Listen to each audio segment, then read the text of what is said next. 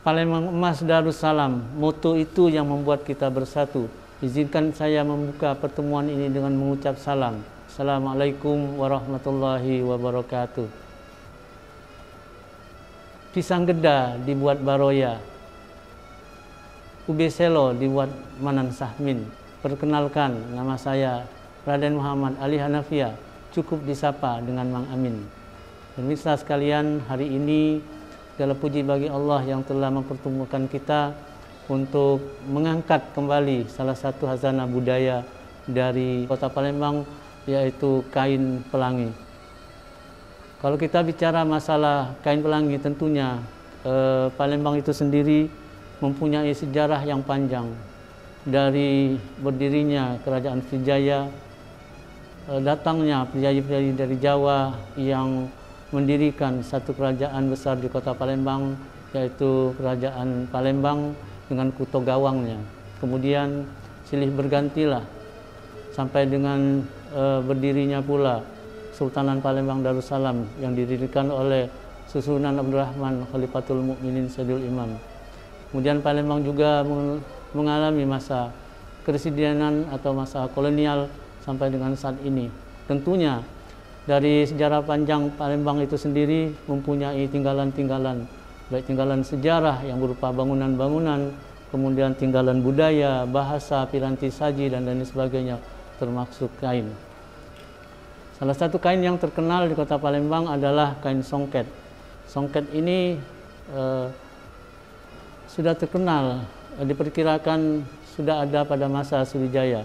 Songket itu sendiri awalnya hanya dibuat selendang saja, kemudian dalam perkembangannya songket itu dipadu-padan dengan kain. Akan tetapi ada beberapa hal yang mengiringi kehadiran songket di Kota Palembang ini. Songket itu sendiri bagi anak gadis atau perempuan yang belum menikah itu tidak diperkenankan untuk memakai kain songket. Kemudian, dari itu Palembang ada batik, ada belongsong, dan ada kain pelangi.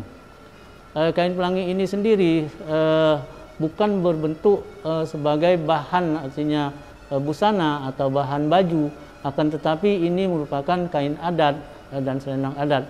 Jika kita perhatikan dari motif-motif yang ada, kain pelangi ini ada berapa macam seperti yang ada di sebelah kanan saya. Ini ada yang namanya lawon.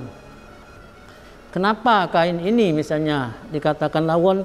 Karena dia hanya mempunyai dua warna, merah dan hijau. Kemudian yang ini dinamakan lawon pelangi. Lawon pelangi ini artinya pelangi itu di tengahnya ada motif polos warna hijau. Ini. Kemudian ini kain, bukan selendang. Ini kain, ini tumpal kain. Tumpal kain ini motifnya puncak rebung. Ini puncak rebung. Artinya pada masa lalu ini selendang pelangi ini dipadu-padan dengan kain, artinya tidak selendang sendiri. Nanti baru kita bicara kapan dan siapa pemakai daripada kain ini sendiri. Nah, ini selendang pelangi. Ini selendang pelangi motif bintang. Kemudian ini motif lain dari selendang pelangi. Ini yang disebut motif kura-kura. Nah, kemudian ada lagi ini dengan warna yang misalnya biasanya kain pelangi itu didominasi oleh warna merah, akan tetapi ini warna ini cukup cantik, ini cukup bagus, ini warnanya abu-abu. Nah, kapan kain pelangi ini dipakai? Kain pelangi ini adalah salah satu kain adat yang ada di Kota Palembang. Biasanya kain pelangi ini dipakai oleh mereka-mereka yang baru saja melangsungkan pernikahan. Selama mereka di rumah sambil menantikan kehadiran tamu-tamu yang belum sempat hadir di hari munggah, itu biasanya mempelai perempuan itu memakai kain pelangi. selendang pelangi ininya selendangnya karena tidak songket. Kalau songket itu logikanya panas. Jadi mempelai perempuan itu mereka menggunakan kain pelangi, selendang pelangi untuk sebagai selendang mengganti songket. Nah, dari perjalanan panjang kain pelangi ini sendiri, saat ini kalau kita saksikan misalnya banyaknya motif-motif misalnya yang diambil dari kain pelangi ini dijadikan satu bahan baju atau kain itu yang disebut dengan jumputan. Karena memang proses daripada pembuatan ini sendiri dia jumputan karena ada, nah ini masih kita lihat, ini masih dapat kita lihat, ini bekas daripada ikatan-ikatan yang ada. Dan kain ini kita perkirakan sudah lebih dari 100 tahun, hampir seluruhnya masih ada, artinya bekas-bekas yang dibuka. Nah ini bekas jarum ini, nah ini kita lihat ya, ini ada jarum, nah ini, nah ini. Kalau dulu memang kain ini sendiri merupakan kain adat, artinya kain ini berhubungan dengan kegiatan-kegiatan upacara-upacara adat.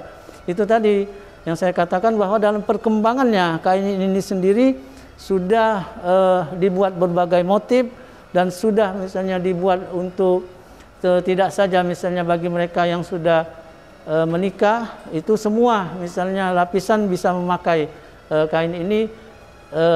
Pijakannya adalah kain pelangi. Kenapa dikatakan kain pelangi? Karena dia warna-warni, tidak satu warna,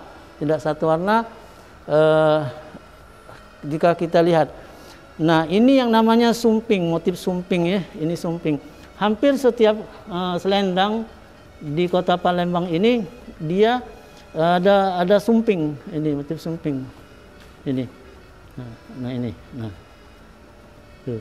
Nah lihat ini sama, nah ini ada, nah.